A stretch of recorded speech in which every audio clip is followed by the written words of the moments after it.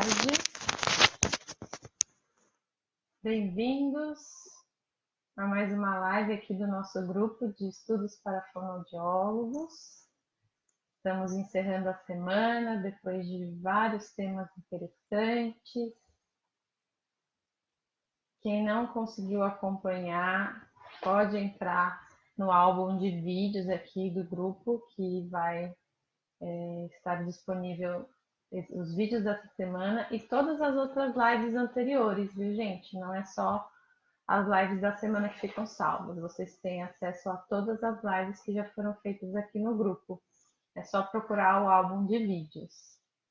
Então, para quem está chegando agora, hoje é a última live da semana, nosso bate-papo para encerrar. Depois de vários temas interessantes, vamos finalizar com um tema muito interessante também, que é a audiologia.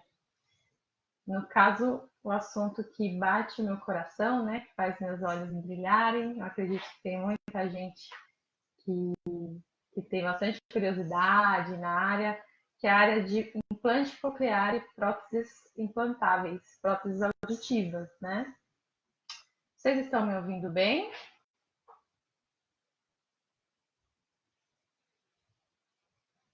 Sim?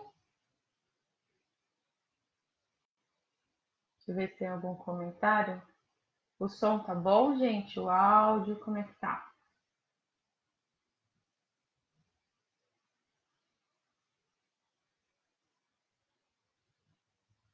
Espero que vocês estejam ouvindo. Então, vamos começar. Meu nome é Sabrina, eu sou fonoaudióloga, formada pela PUC São Paulo. Fiz mestrado também na fonoaudiologia, na área de audição. A Angélica me respondeu, a Cláudia, obrigada, gente. Então, tá tudo bem. Vocês estão me ouvindo. Aqui é difícil a gente falar online, né? E não ter o feedback visual de vocês, mas que bom, responderam aí no chat. Obrigada.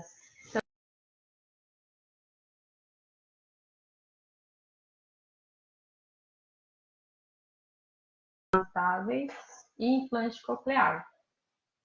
Então, quando a gente vai pensar em audiologia, quem trabalha com deficiente auditivo, a gente preza, claro, o diagnóstico precoce sempre, quanto antes diagnosticar a perda auditiva e quanto antes intervir, muito melhor para o prognóstico, né? Principalmente no caso de crianças. Então, a gente sabe que nos primeiros 3 anos de vida, a plasticidade auditiva neuronal, a plasticidade no geral, na verdade, né? Inclusive na área da audição, ela tem o seu ápice, ela tem ali o período crítico de funcionamento, é o momento em que o cérebro consegue se reorganizar de uma forma mais rápida, mais eficaz aos novos estímulos que são introduzidos. Então, treinamento, dispositivo auditivo, nova condição ambiental que vai ser imposta, quanto mais cedo, melhor o resultado. Por isso que a gente pensa bastante hoje em dia em relação à indicação de implante, indicação de aparelho, como isso é importante ser feito da mais rápido possível, né? A gente tem aí várias recomendações internacionais. O ideal é que quando a criança tem 6 meses de vida já haja um diagnóstico, já esteja no processo de reabilitação, de introdução do som de novo, seja por aparelho, seja prótese de vibração, ou implante coclear. Então, vocês que estão no consultório, na clínica, vocês podem receber algum paciente que tenha uma perda de audição, que diz que não escuta bem. Quem trabalha com audiometria vai fazer o diagnóstico, né, audiológico, ou quem não trabalha, quem só faz reabilitação, pode receber o paciente já com audiometria em mãos. E como que a gente vai definir o que indicar para esse paciente? Qual o dispositivo que é mais ideal, né, adequado para ele? Primeiramente, a gente tem que pensar no que o dispositivo auditivo faz e na característica da perda auditiva. Então, o que o aparelho auditivo faz? A gente sabe que ele tem um microfone e um amplificador. Ele tem a capacidade de captar os sons acústicos e amplificar.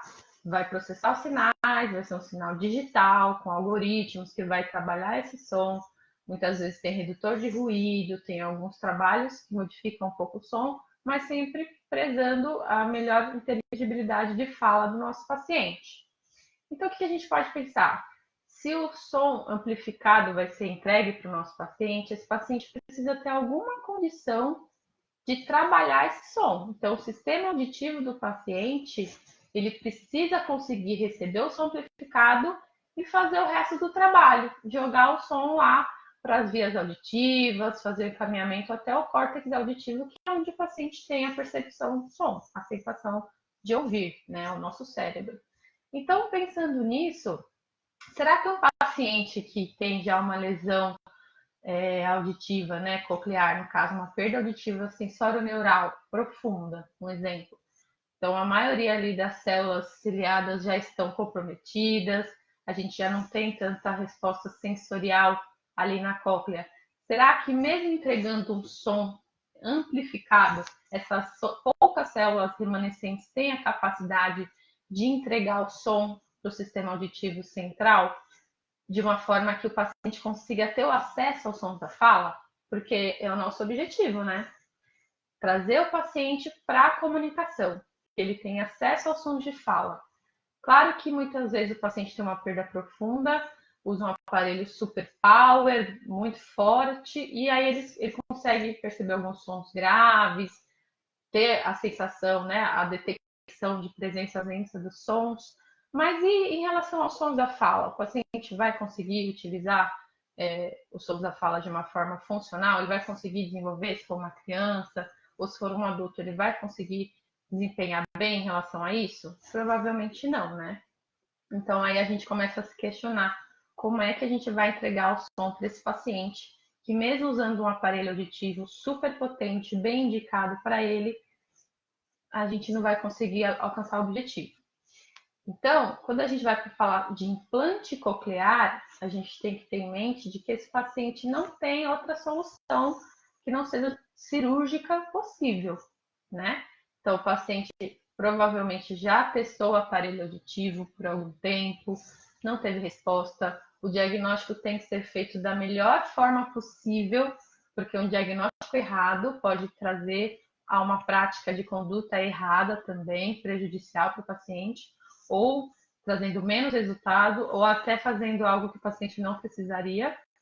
Então, isso é muito sério. Imagine uma criança, um bebezinho, que é feito bera nele, enfim, faz o teste da orelhinha, depois faz o bera, aquela dúvida se ouve ou não ouve bem, se é perda profunda, se não é. Isso a gente precisa ter, assim, super definido, de uma forma muito correta e segura, porque a gente não pode entregar essa criança para fazer uma cirurgia de implante coclear, que é o quê? A colocação de um eletrodo dentro da cóclea, só de fazer esse movimento, por mais que os eletrodos sejam hoje em dia desenvolvidos para serem mais suaves possível, para preservar a audição residual, mesmo assim a gente sabe que lesa ali as estruturas. Então, imagine você colocar uma criança que ouvia um pouco, por mais que não seja uma audição normal, mas tinha uma audição moderada severa, faz o implante e perde essa audição residual, né? Então não é isso que a gente quer.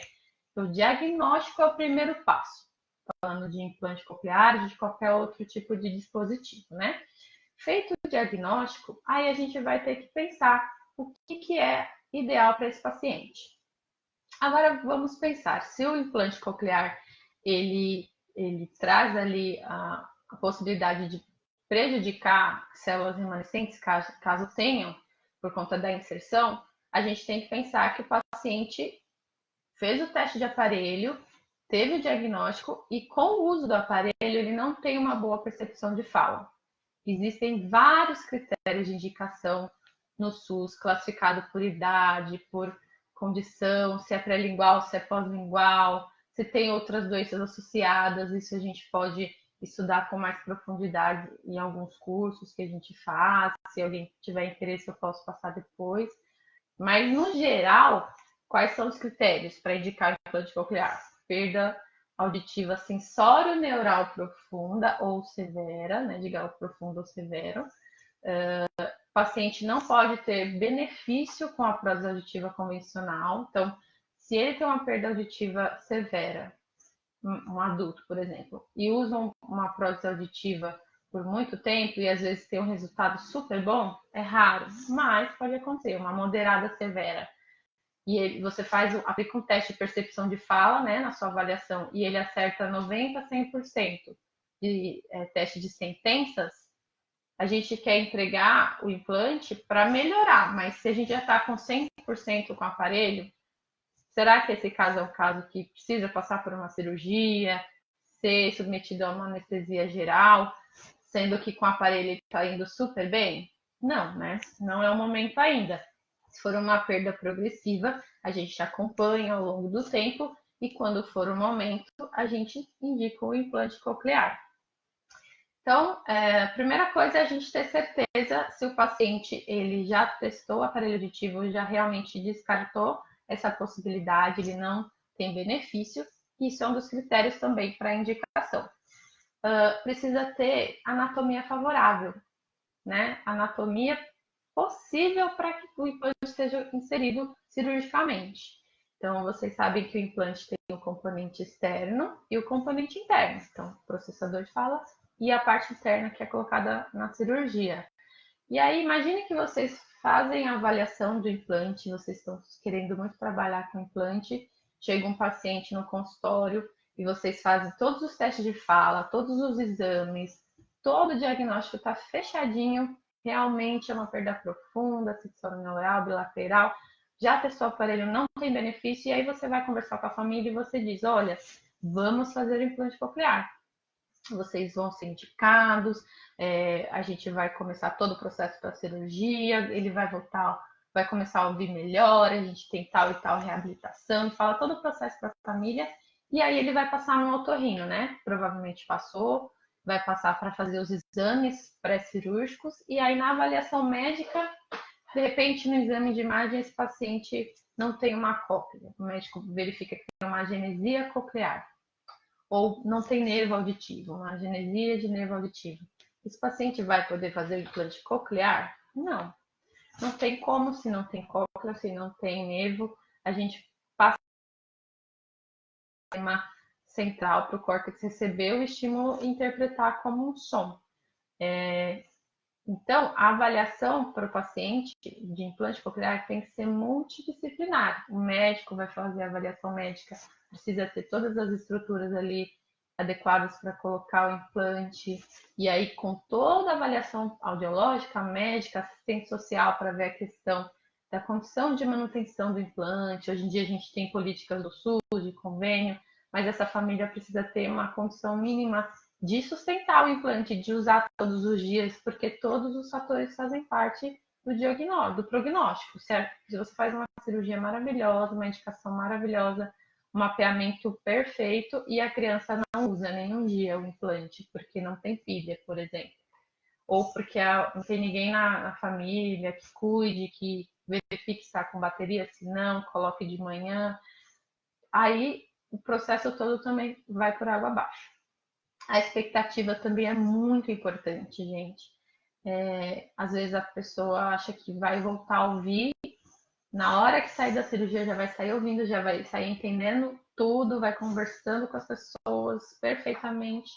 E não é bem assim, a gente sabe que existe um processo gradativo para isso, precisa de uma reabilitação auditiva forte e obrigatória depois do implante para adulto, para criança. E todos esses fatores em conjunto a gente pode aí pensar no prognóstico positivo para o nosso paciente. Bom, usei esses primeiros minutinhos para falar um pouco de implante coclear em relação à indicação, para, na verdade, né, aguçar aí um pouquinho, vocês pensarem nos pacientes de vocês que usam o aparelho há muito tempo, de repente a perda progrediu, não está conseguindo ficar melhor ainda com o aparelho, caiu a percepção de fala. Lembrando que aí a gente faz um teste de sentenças, né? A gente pode fazer a viva voz, depois fazer tudo mais controlado, mas para vocês terem uma noção, né? E se a pessoa acertar menos que 50% do teste de sentenças, que é um teste teoricamente mais fácil do que palavras, né? A gente só vai colocar palavras fora do contexto. Se a gente fala uma sentença, a gente consegue ver se o paciente acerta metade ou não. Existem vários testes que são balanceados. e são bem legais para pontuar. Se alguém quiser, depois me pede por aqui que faz um comentário que eu mando o link.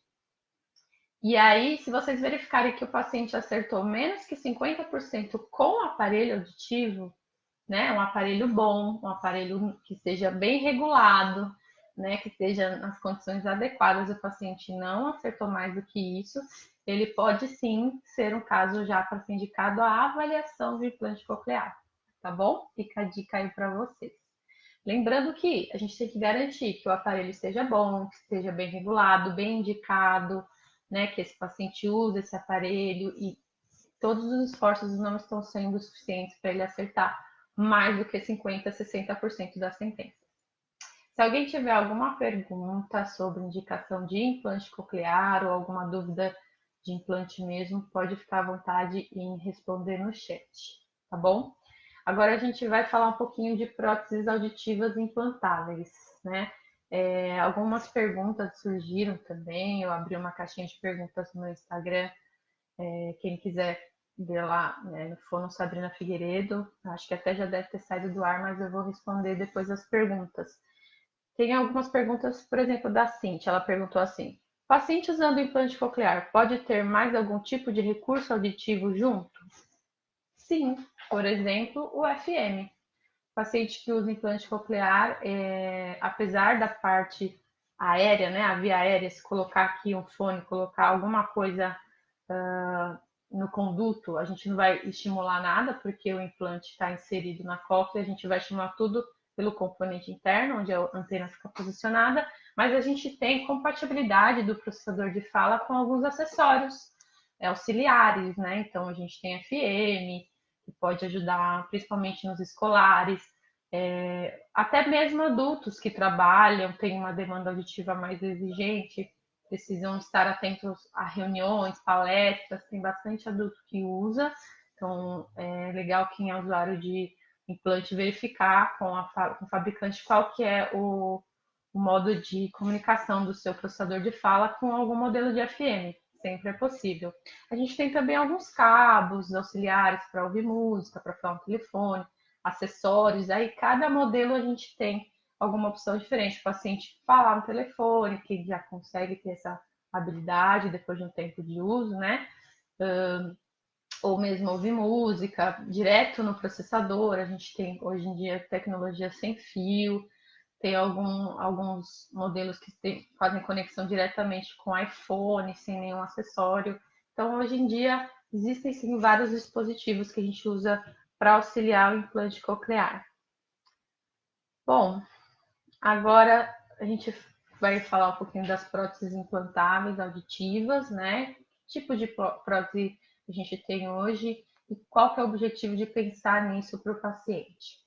Em primeiro lugar, que a gente vê em relação à habilitação da audição, né, a reabilitação, existem alguns casos que audiologicamente até seria indicado o uso do aparelho auditivo, uma perda condutiva, por exemplo, uma perda mista, ou seja, existe resposta celular ainda suficiente para a gente jogar um som amplificado, não necessário fazer o implante coclear, porque ainda tem resposta de via óssea, muitas vezes uma resposta boa, e às vezes tem o gap, ou é uma perda sensório-neural, mas não é profunda, enfim. Mas esse paciente tem algum impedimento para usar o aparelho auditivo. A gente só vai saber disso depois de testar, né? Se for possível testar.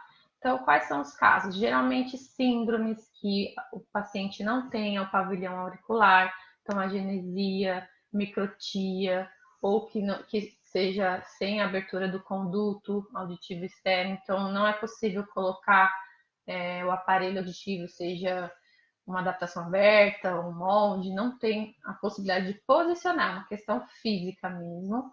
E aí algumas pessoas já me perguntaram, mas então vamos fazer uma cirurgia plástica, abrir o conduto?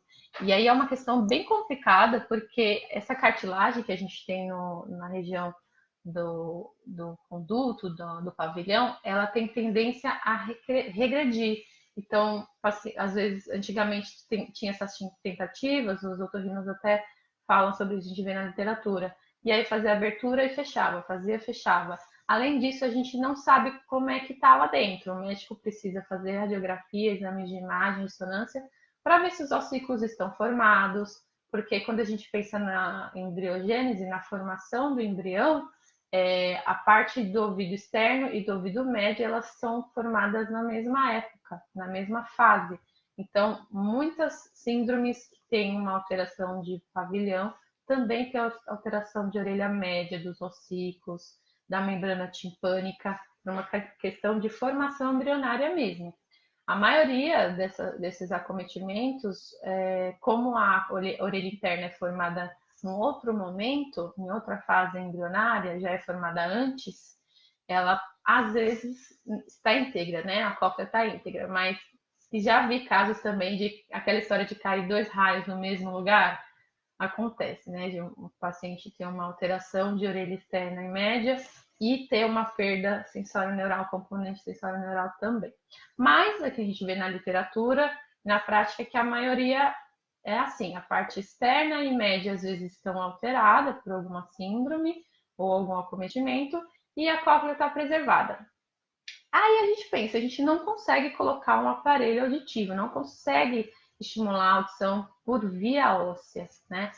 Se esse paciente tem uma óssea preservada, vamos pensar aqui, um paciente com uma óssea normal, uma perda condutiva, e tem aí uma agenesia de pavilhão bilateral. Ele não tem orelha, não tem entrada nenhuma, mas lá dentro a via óssea é normal. O que a gente poderia fazer para estimular essa via óssea?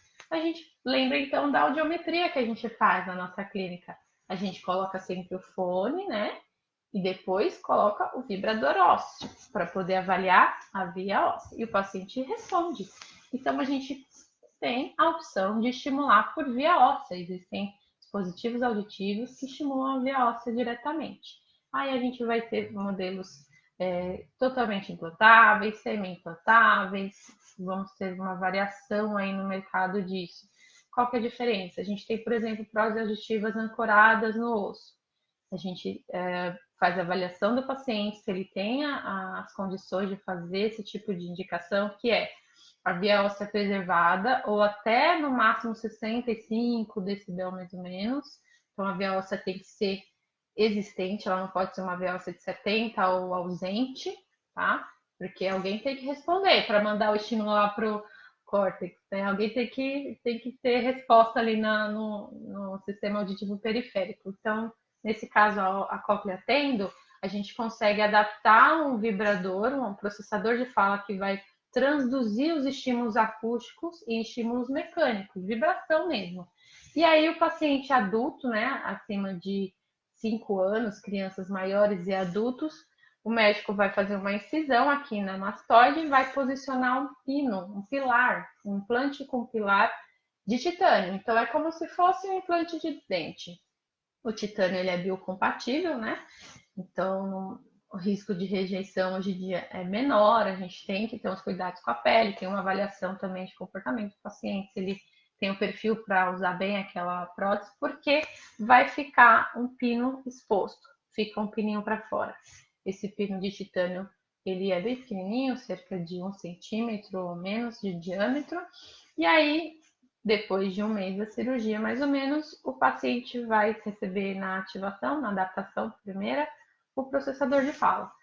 E aí o processador vai captar o som, vai vibrar e o estímulo vai ser entregue por via óssea. Então, acaba estimulando até mesmo as duas cócleas. A gente sabe que a atenuação não é zero, então se precisar tem que fazer bilateral sim, se for uma perda auditiva condutiva ou mista bilateral, aí a gente vai entrar em detalhamentos também que a gente não tem tempo aqui para falar, mas só para vocês entenderem. Se o paciente não tem condição de usar um aparelho auditivo, por algum motivo, ele tem via óssea presente, a gente pode pensar numa prótese ancorada no osso. Outro caso que a gente tem, paciente com otite média crônica. Então, vocês podem ter algum paciente que a vida toda tem problema com otite. Você põe um aparelho auditivo, começa de novo a ficar úmido, começa a sair secreção, e aí ele não usa, certo? Porque se está sendo prejudicial o vedamento do conduto, ele fica sem usar. E aí não é um uso efetivo que a gente chama, né? Que vai ajudar a percepção de fala realmente, funcionalmente no dia a dia do paciente, ele acaba não usando como deveria o aparelho auditivo.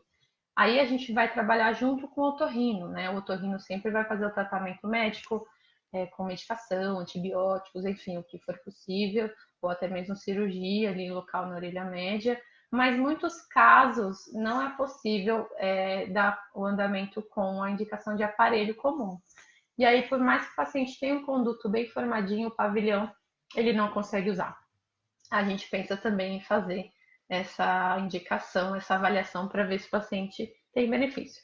Qual que é o benefício da prótese auditiva ancorada em relação ao implante coclear?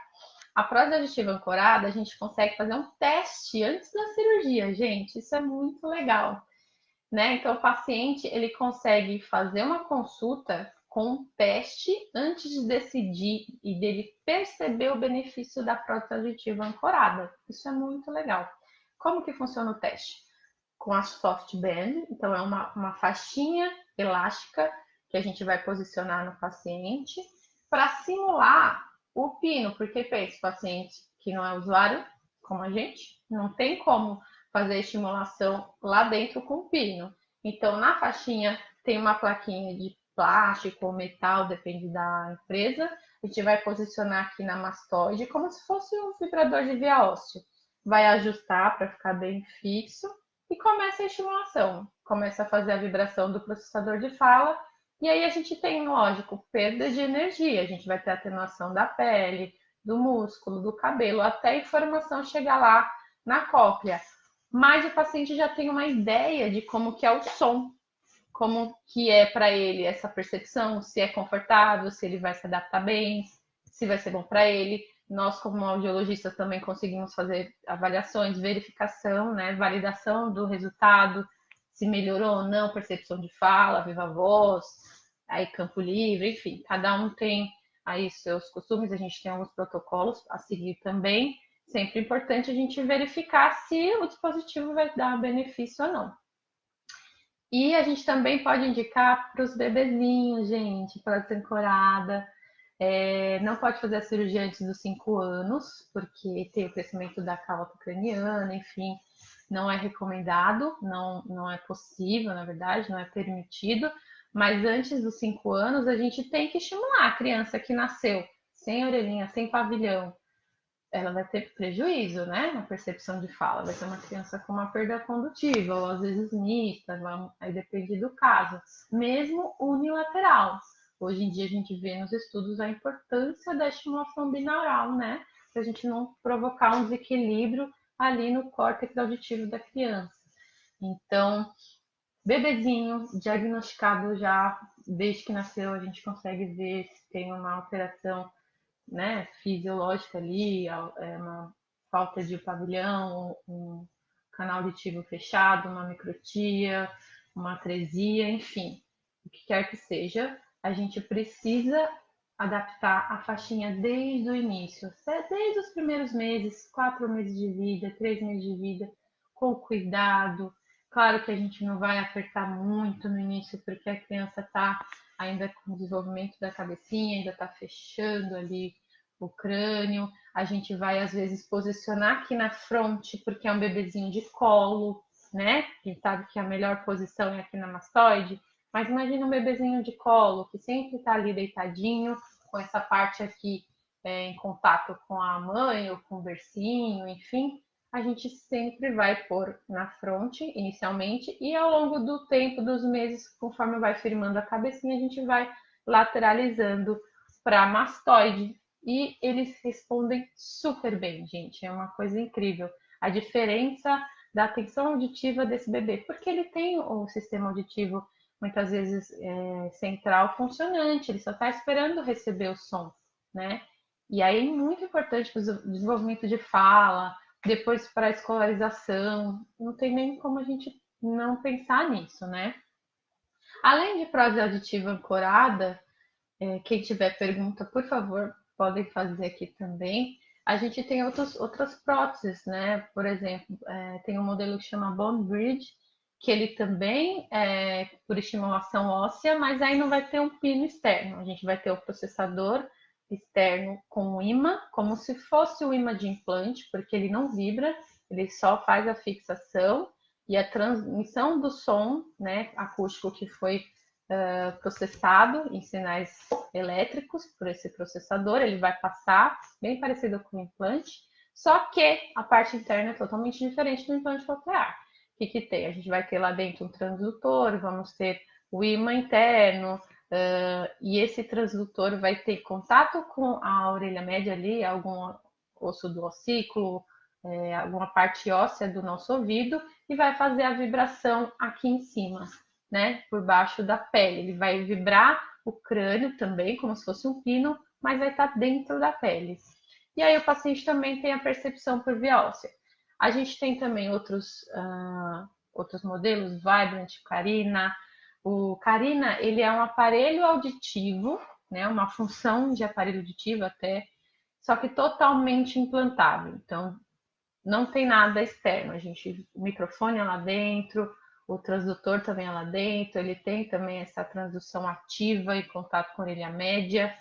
E isso a gente pensa em indicar quando são poucos casos, quando a pessoa tem uma questão estética assim que ele não admite usar um dispositivo, né? Tem pessoas que têm algumas questões muito fortes com isso, ou são pessoas públicas, ou enfim, que a pessoa não vai usar outro se não for um totalmente implantável.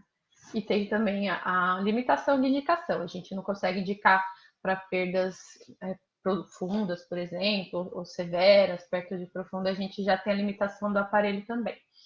Existem questões? Sim, tem que carregar todos os dias, porque a bateria é interna, né? Mas não dura a vida inteira. Então, tem alguns procedimentos no Carina que o paciente precisa fazer, precisa carregar todos os dias, para controlar, mudar programa também, ele tem um controle externo. Tem alguns relatos do paciente escutar os sons do próprio corpo, isso é engraçado, né? O microfone fica interno, então às vezes capta algum som de circulação, pulsação, enfim. E a tecnologia tem melhorado, os fabricantes têm cada vez melhorado essa questão, mas já aconteceu de ter relatos sobre isso, né? Isso tem sido cada vez menos, mas acontece.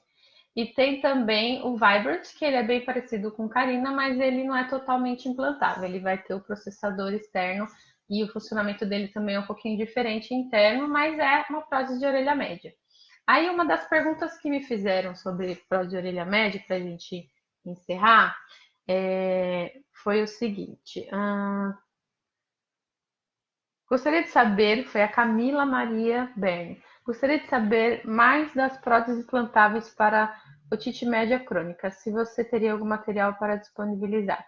Então, assim, próteses implantáveis para otite média crônica, a gente sempre vai pensar numa avaliação conjunta com o otorrino, porque muitas vezes a otite média crônica, a gente vai ter tratamento medicamentoso, né? Então, o otorrino precisa dar esse toque pra gente. Olha, esse paciente aqui, ele vai precisar de um dispositivo auditivo, infelizmente. Não tem como o paciente, só com tratamento medicamentoso, a gente conseguir fazer com que ele perceba a fala. Então, é um paciente que só vai operar daqui a 5 anos, por algum motivo, é uma criança, ela vai ficar 5 anos, né? O período de escolarização com a audição rebaixada, perdendo informações, principalmente informações de frequências graves, né? Uma condutiva, por exemplo. O que a gente vai pensar em indicar? Eu estou vendo agora aqui os comentários sobre o link. Eu mando para vocês o link dos protocolos de avaliação de percepção de fala. Alguém perguntou, a Cláudia Gonçalves, existe um levantamento sobre o aproveitamento do IC ou mesmo das próteses? Sobre o aproveitamento, o que você quis dizer com isso, Cláudia? Aproveitamento do IC.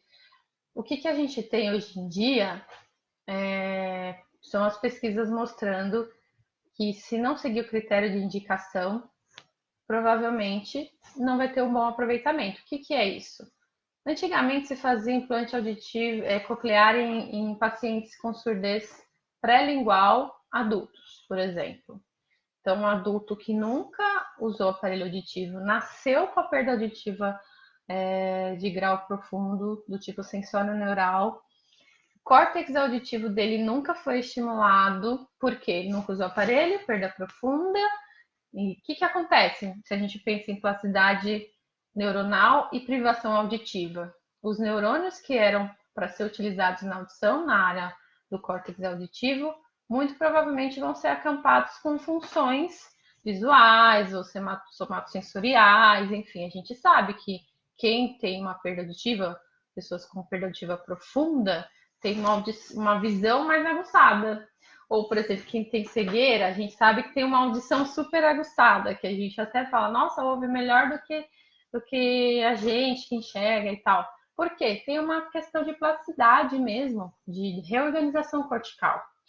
Então, nos primeiros anos de vida, que é onde a gente tem o ápice, né, o momento crítico dessa reorganização, a gente consegue mudar o comportamento e mudar o desempenho também. A gente consegue fazer com que sejam acampados aqueles neurônios para a função auditiva novamente e criar uma representação cortical disso. Eu tenho um exemplo que eu vi na aula da doutora Edilene Boechat, que é a minha assim, mestre de sempre, né, doutora Edilene, que eu me formei na PUC, e ela sempre falava sobre plasticidade auditiva e privação. O que, que ela falou para gente? Imagine que vocês têm um caminho a passar no meio de uma mata fechada. Vocês têm que fazer uma rota para chegar do outro lado. Primeiro dia que você vai fazer isso, você vai passar e vai afastando aqueles matos, né? Vai ser muito difícil. Você vai ter que ter um esforço para isso, mas você vai afastando o mato, vai pisando, vai chegando. Quando for depois de muitos dias, depois de meses, o que vai acontecer com esse caminho? Se você passou sempre pelo mesmo caminho, você vai até enxergar marcado ali uma trilha que você fez, que você construiu com a repetição de um mesmo comportamento. Então, a gente pode relacionar isso à plasticidade auditiva também. Quando a gente tem uma criança que nasce com uma perda auditiva sensório-neural profunda bilateral, por exemplo, qual vai ser o caminho que essa criança vai ter a tendência de fazer para se comunicar, para ter a percepção? Quais são os estímulos que mais vão chamar a atenção dessa criança? Os visuais. Então, qual que é o caminho cortical ali que vai ser fortalecido? Visual. Então, quanto mais passar por esse caminho neurológico ali, as sinapses, enfim, mais vai ser fortalecida essa opção. Se a gente demora muito para criar um caminho alternativo, aquele caminho inicial vai estar muito forte. É muito difícil a criança trocar a dominância disso. Então, por isso que quanto mais cedo, mais fácil da gente conseguir reorganizar. É um exemplo bem assim simplificado, mas só para a gente pensar na importância de introduzir a estimulação auditiva antes, cedo. Quanto mais cedo, melhor. Tá bom?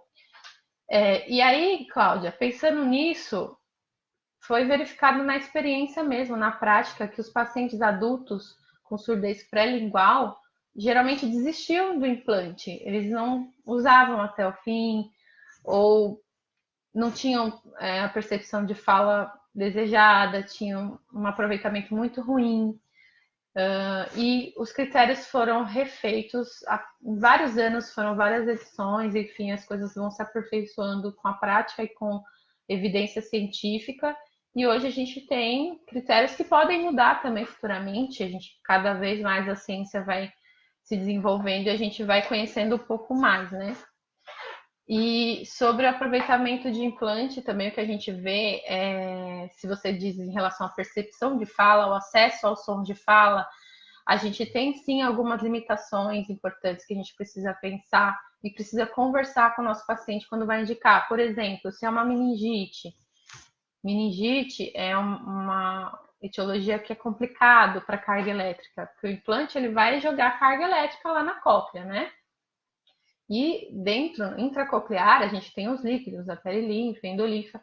No caso da meningite, a gente vai ter uma mudança de qualidade óssea ali, tanto da mastoide, dependendo do caso, da parte interna da cóclea também. Então, quando a carga elétrica é estimulada, é jogada na região, ela muitas vezes se dissipa por conta da diferença que fica após uma meningite a estrutura. E às vezes acontece do paciente ter uma percepção de fala não tão desejada. Então ele consegue perceber em conjunto fechado, ele melhora, claro, mas muitas vezes tem uma grande limitação. Então tem fatores que envolvem etiologia, dependendo da etiologia, a gente pode ter já algum prognóstico que não seja tão bom, ou dependendo do estilo mesmo de vida, se não faz o uso correto, efetivo e contínuo, se não faz reabilitação, se não tem uma família ali em cima, isso também pode mudar o aproveitamento do implante, né? Só que a gente pensa que a gente vê na prática em relação ao aproveitamento, muitas vezes o paciente tem pouca percepção de fala, conjunto fechado, não consegue evoluir muito, mas ele fica tão bem porque ele não tinha nada, né? Os casos para implante coclear têm essa característica. Eles perderam totalmente, praticamente, a audição. Eles não têm uma audição funcional, então para eles aquilo já é, nossa, salvou a vida, né? Então tem isso. Os pacientes eles acabam aderindo muito bem, se for bem indicado, certo? No caso de prótese auditiva de orelha média, geralmente tem uma boa adesão, porque o paciente, como eu falei, estava com o sistema auditivo central pronto para receber o som, né? Na maioria dos casos, só esperando para receber. E aí, às vezes, a gente só precisava dar entrada aos sons e eles têm uma ótima performance. Tanto é que nos testes, principalmente de prótese ancorada que a gente faz, a gente vê que o paciente tem uma ideia muito próxima do que vai ser o som depois da cirurgia. E aí eles têm uma adesão muito boa, gente. Então, paciente que tem otite média crônica ou tem alguma síndrome, enfim, que impede a passagem ali por via aérea, a gente faz o teste e fica muito bem. Outro caso que a gente indica a prótese ancorada também é para SSD, Single Side Deafness, ou seja, paciente que tem uma audição normal de um lado e uma perda profunda sensório-neural do outro. Sim. E aí, como a gente faz isso? A gente faz como se fosse um sistema cross, né, de aparelho auditivo, que a gente coloca um aparelho auditivo, só o microfone, na verdade, do lado normal e do outro lado um receptor, né, o aparelho auditivo que vai fazer desculpa, a gente coloca o microfone do lado alterado, na perda profunda, só o microfone, porque se você amplifica daquele lado ali, o paciente não vai receber, né? A cóclea não está pronta para isso. E um outro aparelho aqui que vai jogar o som para o lado normal. Então, o lado normal, apesar de ouvir bem, vai ter um aparelho ali e ele vai receber os sons que chegariam desse lado aqui. Isso é um aparelho auditivo cross, para quem conhece. No caso da prótese ancorada, ele vai fazer esse processo parecido. Então, a gente vai colocar o vibrador, né? O pino, o pilar, o implante e o processador de fala do lado da perda auditiva sensório-neural profunda, ou seja, por mais que vibre ali, lembra que a gente conversou que precisa ter uma cóclea íntegra ou pelo menos parcialmente íntegra para receber esses sons? Nesse caso de uma perda sensório-neural profunda, a cóclea não está funcionando. Por que a gente põe aqui para vibrar desse lado? Porque a gente tem atenuação, então a gente consegue dar esse som para a cóclea boa, a cóclea normal, que vai responder esses sons.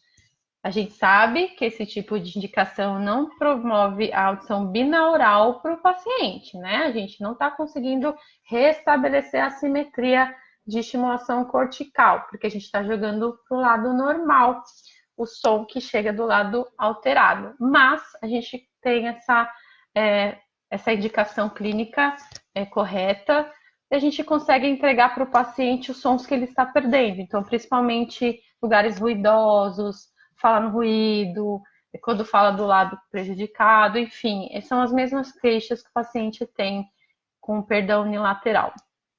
Bom, gente, eu acho que eu falei um bom tempo aqui. Quem quiser mais informação, se quiser fazer pergunta também, eu vou respondendo. Era isso que eu queria passar para vocês. É um assunto muito extenso, tem muito detalhamento, difícil a gente detalhar numa live, mas essa é a minha área de atuação há 7 anos, é uma área que eu tenho uma paixão, como eu falei no início, e eu estou à disposição para vocês, se quiser indicação de literatura, ou se quiser outros materiais, enfim, discutir casos, eu estou em São Paulo, locada em São Paulo, e fico à disposição para auxiliar vocês no que precisarem, tá bom? Eu acho que não temos perguntas. Se alguém quiser fazer alguma pergunta, deixa eu ver se eu li todas as perguntas. A Silmara está aqui participando com a gente. Obrigada, Silmara. Thaís, muito obrigada. A Cláudia. Não faço trabalho nessa área, mas faço orientação em escolas. Perguntaram se alguém que fez isso pode usar um ASE e se não der certo. Não, Cláudia, porque o implante já foi inserido na cóclea. Lembra que a gente até pensou como o implante, na hora que vai fazer a inserção, já lesa aquelas células que estão remanescentes. Ainda mais se não for uma cirurgia com preservação auditiva, que acontece bastante. Então, se o paciente colocar um aparelho auditivo naquele ouvido, provavelmente ele não vai ter o ganho. Mas ele pode estimular, a gente recomenda quem é usuário de implante unilateral, usar o aparelho auditivo contralateral. É sempre muito importante estimular a outra via também, por mais que seja difícil, só sons ambientais, porque a gente vai sempre garantir uma representação cortical mínima ali de som. Se esse paciente precisar fazer implante futuramente, enfim, precisa ter estimulação daquele lado também, tá bom? Tem muitos pacientes que são usuários de implante coclear e aparelho auditivo, a gente chama de bimodal, e eles têm um resultado muito bom, porque a gente tem limitação com o implante em relação a fala no ruído, alguns harmônicos de música, tem algumas queixas assim. E se o paciente tem uma perda, um exemplo, severa de um lado, não tão ruim como o lado implantado, às vezes com um aparelho auditivo ele tem aí uma entrada de som acústico que vai somar e fazer com que a qualidade de estimulação seja boa também. É isso. Na escola a gente tem um trabalho ainda muito grande a ser feito, né? Os professores têm muitas dúvidas, às vezes não sabem mexer, ficam com medo para ver se tem pilha ou não, a criança fica o dia inteiro na escola sem ouvir. A gente tem esses relatos das nossas mães dos nossos pacientes, então a gente tem um caminho aí árduo para fazer realmente, Cláudia, um trabalho com escolas. Muito boa a sua pergunta. Então é isso, deixa eu ver se tem mais. Aqui. Thaís, estou elaborando material aqui sobre CC e solar me ajudou muito. Que bom, Thaís, ó. Chegou, então, veio a calhar. Que legal, obrigada pela presença aqui, viu?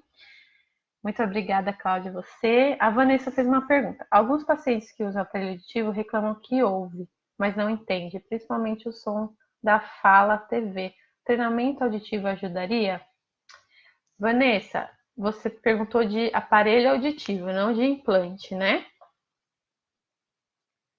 Se esse paciente ele usa o aparelho auditivo e ele se comunica super bem, né, presencialmente, tem uma percepção de fala boa, a viva voz ali, pessoalmente, mas não entende o som da TV. Ah, não, o som da fala TV. Acho que não ouve, mas não entende o som da fala, é isso? Vanessa, a gente precisa ver com cuidado esse paciente. Por que que ele não está entendendo? Qual que é a perda auditiva dele? Se ele tem uma perda auditiva severa profunda, com o aparelho auditivo, realmente vai ser limitado para entender fala.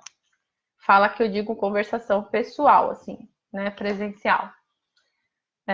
Agora, a televisão é o som mais complicado que o paciente tem, antes do telefone, né? O telefone é o mais difícil, porque é um som digital, apesar de ter a tela ali com geralmente um jornalista, eles fazem a leitura, eles colocam legenda, mas Se for depender só do auditivo, é bem difícil mesmo, é uma das últimas coisas que eles conseguem. Aí são dois casos. No seu paciente, seria bom a gente avaliar o porquê que o aparelho auditivo está limitado para ele, se for em todas as situações de fala. A gente tem que ver se essa perda auditiva está adequada para esse aparelho auditivo ou se esse paciente até já seria um caso de implante, pode acontecer. Agora, se esse paciente tiver um ganho bom, campo livre bom, ele tem uma perda auditiva que não é severa, é uma perda moderada ou moderadamente severa, aí a gente pode sim propor um treinamento auditivo para ver o que está limitando essa percepção de fala do paciente. Agora, se a gente falar que se o paciente está com dificuldade só com TV e dispositivo eletrônico, aí a gente tem alguns acessórios que podem ajudar esse paciente, porque realmente é uma situação desafiadora. Treinamento também é muito bom e até o uso de acessórios para apoiar, como eu falei, tem alguns acessórios que jogam o som da TV direto para o aparelho, então ele não tem interferência do som da sala ali, do ambiente. Mas difícil falar, Vanessa, assim, sem saber quem é o paciente. Se você precisar de ajuda, quiser me passar o caso depois, a gente pode conversar para a gente ver o que poderia ser, tá bom? Mas é importante pensar. É em todas as situações, ou é só com TV, ou é só com telefone, para poder ir eliminando as possibilidades. Tá bom? Gente, eu acho que eu falei muito, né? Eu falo muito, mas assim, é uma coisa que eu gosto muito, então estou à disposição se precisarem de mais informações. Depois eu vou passar aí no grupo de estudos, na página, vou fazer um post com o que eu prometi, né? O protocolo de sentenças que eu uso. Quem quiser também estudar, tem bastante livros, tem tratado de implante coclear, de próteses implantáveis, tem vários artigos, principalmente da equipe do HC de São Paulo, a doutora Valéria Goff faz bastante publicação legal para a gente estudar, fica a dica, tá bom? Então, muito obrigada, Thaís, a Cláudia que está aqui com a gente, obrigada aí pelo tempo que vocês passaram comigo nessa tarde de sexta. E fico à disposição. Essa live vai ficar gravada, então quem quiser indicar para algum amigo que esteja com dúvida em relação a implantes, prótese ancorada, pode mandar o link. Quem não achar, me avisa que eu mando depois o link, tá bom? Obrigada, gente. Bom descanso para vocês. A gente vai voltar às lives aqui semana que vem. Eu e a Renata e o pessoal da equipe, a Carol, o Sérgio, a gente está fazendo um planejamento bem legal para lives. Se vocês tiverem assuntos que vocês querem ouvir, mandem aqui nos comentários que eu vou conversar com a coordenação do grupo para a gente convidar mais pessoas de outros temas. A gente está tentando fazer um trabalho bem legal aqui no grupo para a gente ter bastante troca, aproveitando que está todo mundo com um pouco de tempo livre. Tá bom? Boa tarde para vocês. Tchau, obrigada.